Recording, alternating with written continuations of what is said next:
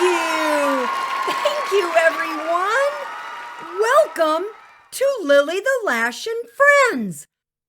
I'm Lilly the Lash, the star and main character of the most incredible children's book series, The Life and Times of Lilly the Lash. Yep, it's really me, and I'm so excited that we're hanging out together. You might not know who I am at this exact moment, but don't worry about that. We've got plenty of time to get to know each other.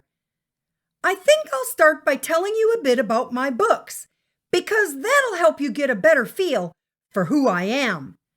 The books have beautiful pictures, exciting adventures, really fun characters like me, and tons of crazy cool activities like being able to do a book review and then send it to the author herself. Imagine that! In the stories, I take on a rather unusual role.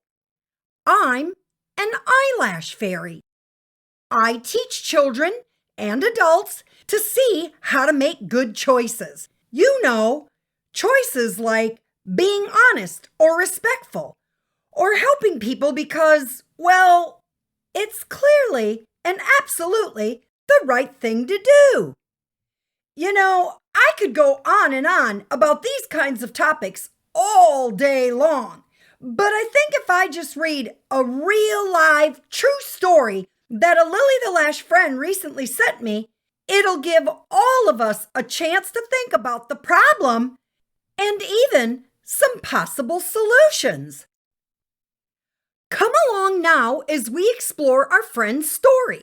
This is from Kayla. She's from Tampa, Florida, and she's 10 years old. Kayla writes, "Dear Lilly the Lash, I've been listening to your podcast, and I really love how you talk about so many different subjects, and you allow us kids to write in and talk about something that's bothering us or is happening in our lives.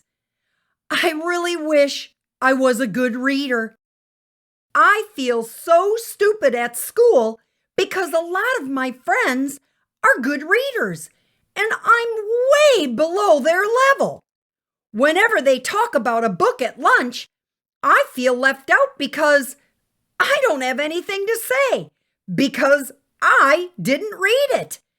I hurry up and eat so I can leave the table, and then I just end up feeling so bad. I want to be a better reader, but when I sit down and start reading, I don't know a bunch of the words, and it takes me such a long time to get through just one page. I end up getting really frustrated, and I don't want to do it anymore. The worst thing is when I get asked at school to read out loud to the class. Oh boy, I feel so sick and so nervous.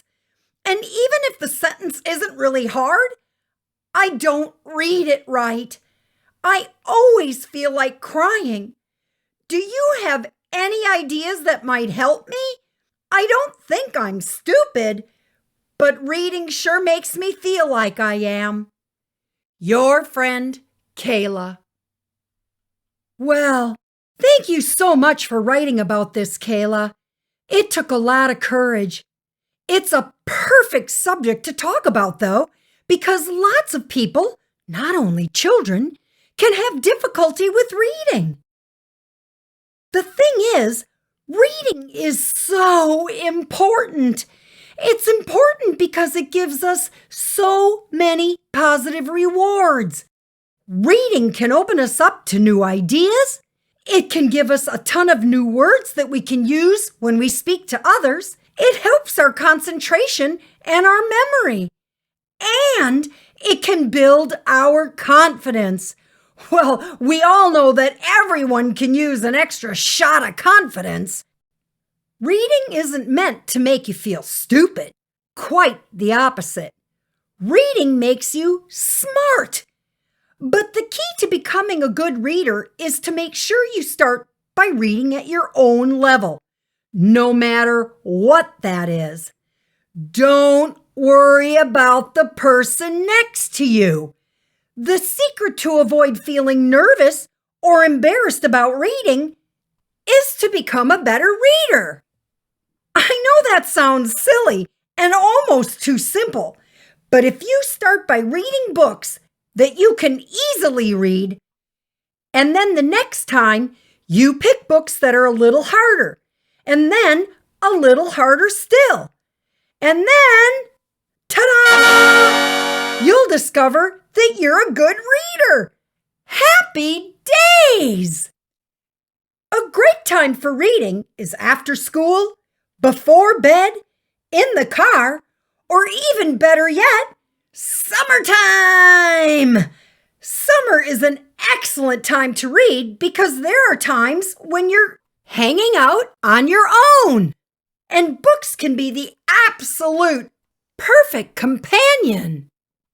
They can transport you to new places, teach you a new hobby or skill, or explore the ideas of people from around the world, whether real or in your imagination.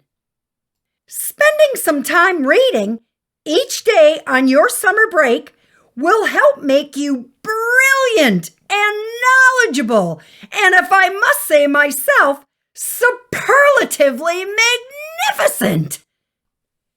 In book 6 of my series, Art with Heart, I'm actually sitting in a tree reading a book of tales.